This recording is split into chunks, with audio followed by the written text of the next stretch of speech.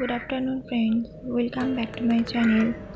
আজ আপনাদের সামনে নিয়ে চলে এসেছি আমের টক ঝাল মিষ্টি আচার। দেখুন, আমগুলোকে প্রথমে নুন হলুদ মাখিয়ে রোদে দিয়েছি। তারপর কিছু মশলা নিয়ে নিয়েছি, মৌরি, মেথি আর শুকনো লঙ্কা হালকা ফ্রাই করে গুঁড়ো করে নিলাম। এবার কড়াইতে তেল দিয়ে তাতে 5 ফোড়ন আর শুকনো লঙ্কা ফোড়ন দিলাম। দিয়ে এবার শুকনো আমগুলোকে রোদে দিয়েছিলাম, সেই শুকনো আমগুলোকে দিয়ে দিলাম, একটু নুন দিলাম। এবার গুড় দিয়ে দিচ্ছি, নেড়ে চেড়ে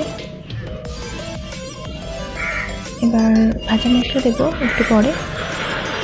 প্রথমে এই আমটাকে একটু চাপা দিয়ে হতে দিলাম, তারপর ভাজা মশলা দিয়ে আমের আচার রেডি।